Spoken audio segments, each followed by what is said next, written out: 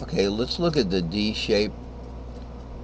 Um, we're looking at the same.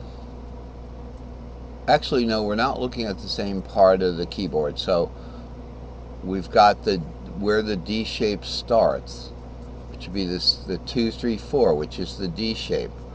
So maybe we could jump back to the other diagram, and I'll show you where that is. So here we're looking originally at the C shape 3 4 5. The A shape would be 5 6, right there. The A cage, the G cage is right here, 6 7 root. Okay, and the E cage is right here, 7 root 2, sharing that 7 root with the G cage. And then sharing the 2 with the E cage is the D cage right here. So the D cage is 2 3 4 right up here. So we are not over in the same region here. Okay, so down here with the D box here, we're on 2 3 4. We were up way to the right on the fretboard. We were up on the fretboard there. Could also be down on it if you have a baritone fretboard like I have. So in this case, we have the, just following, looking for that familiar D-shaped chord. And this is the subject of this lesson. Originally was supposed to be are the what are the string shaped letters that correspond to the familiar chord shapes. Okay, so well, if you have root here, root is part of the G shape. So if you're playing this,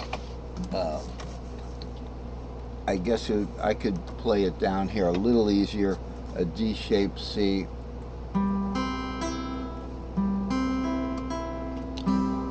Okay, so I know this is root. So I know the G shape is 6 7 root. So if I'm doing something in C like this,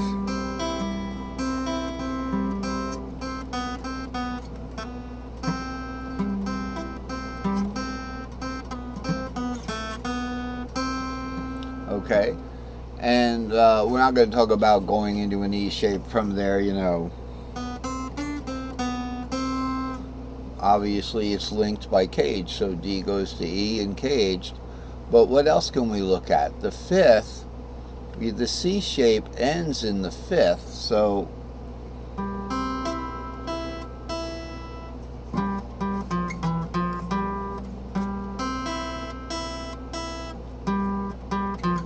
there's your C shape, 3 4 5. So now we can do the C shape and the D shape. Is it the D shape? No, we can do the C shape and the G shape. So we got all three shapes, and up on this one we have the middle of the D shape, which is interesting. So you have the third there. D shape is 2 3 4. So just remember the three letters C G D. You've got this is your chord. C would be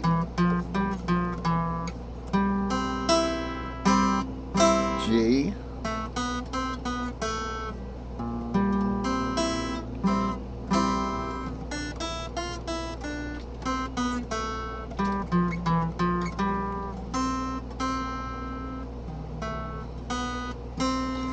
So in other words, we have to kind of zone in on, or hone in on what are the individual notes here in these string shapes. So that's important.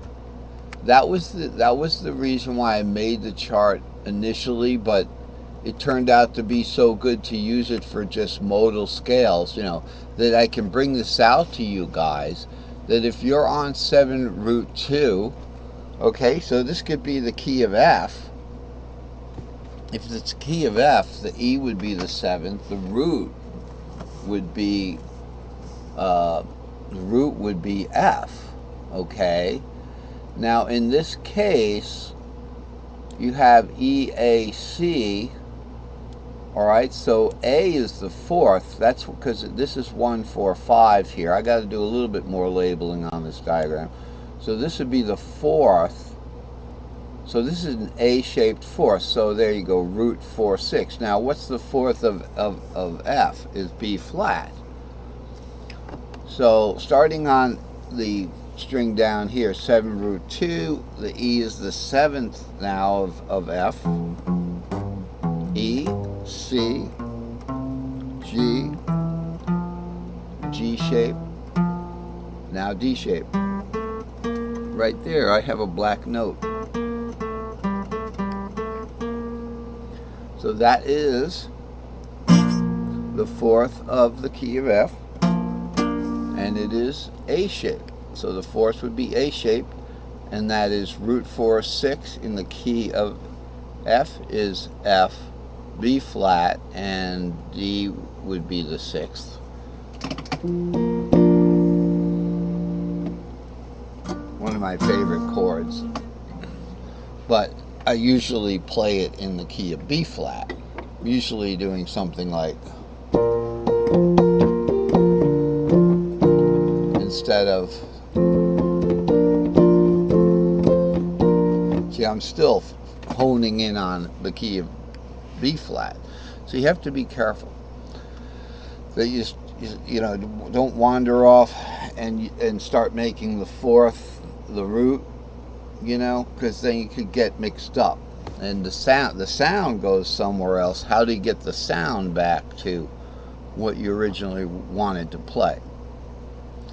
Then looking over here in the key of F, let's say, now it would be a C shaped fifth and a D minor shaped D minor. Okay, so we have the same box here. Alright, so on this chart horizontally we're in the same cage, so we're still in the 7 root 2, 3, 4. There's my B flat. Alright, so it's going to be a C shaped G. The fifth of F is C, so that's our regular C right there. But now instead of looking like 5 root 3, 5 root 3, it's relative to the key of F, so it'll be 2, 5, 7. The second of F is G, the fifth of F is C, the seventh of F is E. So there's our second inversion C chord, right, which would be G, C, E. And it still plays because it's still a C shape. It just has the numbers relative to the key of F. So this is where the fifth goes, and the sixth of F is D minor again.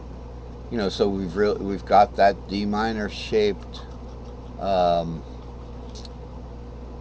D minor. We've got a D minor shaped D minor, but it's the sixth now. Okay, so it's the third. It's 3, 6 root. Instead of with the key of C, it would be 6, 2, 4. So the third of F is the sixth of C, and that kind of stuff. You don't want to hear me going through that. You just get into that and not paying attention to what's going on. So that's the I believe that's the G box. What we were looking at, that was the E box, the E-shaped box. So even in the E-shape box, it's important to remember that let's say we're doing an E-shaped F. It doesn't matter what key you're in, but in the E-shaped box, we've got E, A, and C shape. So it's E, A, and then C shape.